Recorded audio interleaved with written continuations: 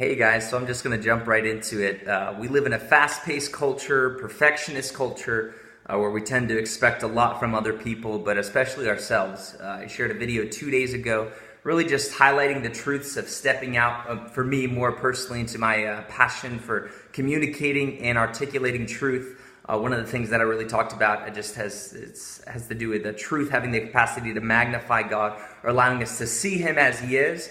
But not just Him, but also His creation, which for me includes principles, concepts, things that He's created in the earth. And so today I'm just going to be touching on a topic that I really hope and believe will be beneficial for you, regardless of where you're at, by bringing truth and hopefully clarity into any area of your life that you might feel stuck in. Now I feel like this principle applies to really any area of your life that you want growth and improvement in. The concept that I want to bring up has to do with achieving your goals. Whether it's physical, spiritual, you want economic growth, you want to make new friends, find a relationship, virtually anything. Now we can look around us, we can see people accomplishing so much, and to be honest, it can be a bit overwhelming. Now, our culture, we take pride in having high standards, high dreams, hopes, aspirations. Many people have set the bar really high for themselves. And so kind of what I'm going to be going into a little bit is just some advice and some counsel around this arena. And so my advice to you is to actually lower the bar. That's right, you heard me correctly. I said lower the bar.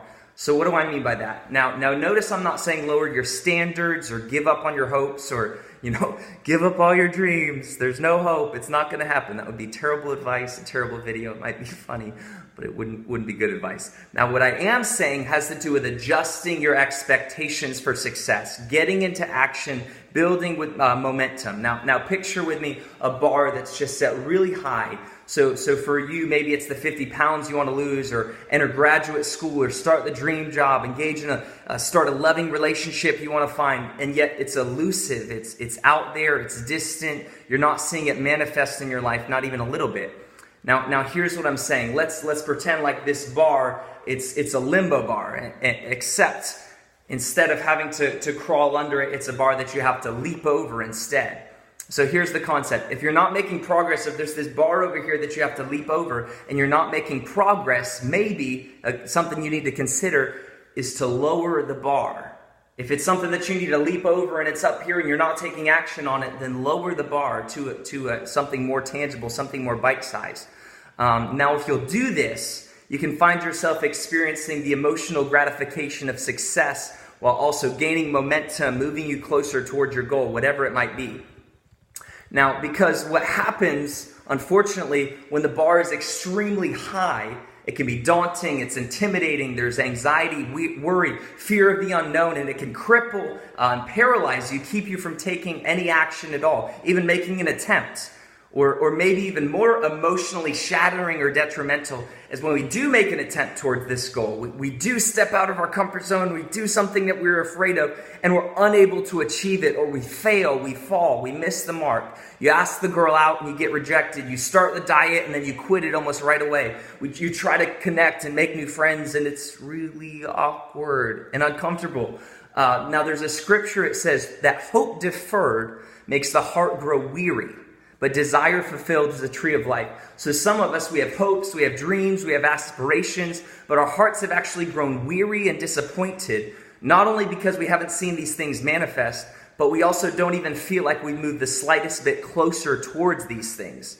We feel stuck, we feel disappointed, and it's easy to grow disheartened, disillusioned. This is the experience of hope deferred. It's like making plans with someone that you really want to spend time with, and you have the plan set, and then they cancel on it to a future date, and you say, okay, I can deal with that. Okay, but Thursday instead of Tuesday, okay, let's do that. And then as Thursday gets closer, they cancel on it, and then they schedule it for a future date.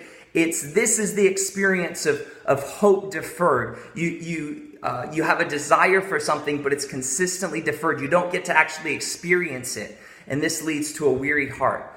Now, the contrast is that of a desire fulfilled is a tree of life. Now, enough said there. Everybody wants their desires fulfilled. So there's another scriptural principle here, and it says, if racing against mere men makes you tired, okay, how will you race against horses? If you stumble and fall on the open ground, what would you do in the thickets? Now, in so many words, if your goal is racing against horses, first, you got to race against men and not become tired. If your goal is to run through the thickets, first, you got to run on open ground without stumbling. And so here's the deal. I'm not just saying lower the goal from 50 pounds to 20 pounds. I'm saying adjust the expectations and measures of success. Now, I can go into more details here. I'm going to go ahead and do that in the next video because I just want to do what I'm telling you to do, which is to put a video out there. I'm not asking you to telling you to put a video out there, but it's to do something.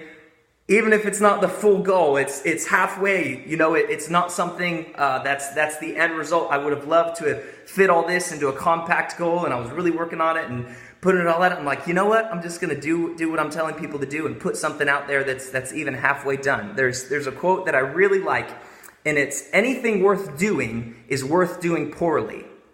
And then do it poorly until you can do it well. Almost anything that you start off at, you're going to start doing it poorly. Some people are like, oh, I don't want to do anything unless I can do it perfect. Guess what? You're probably not going to start anything. You're probably not going to ever do anything perfect because in the process of excellence, in the process of perfection, you have to start off doing it poorly.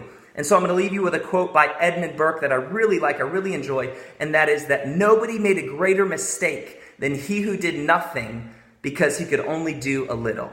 Bless you guys.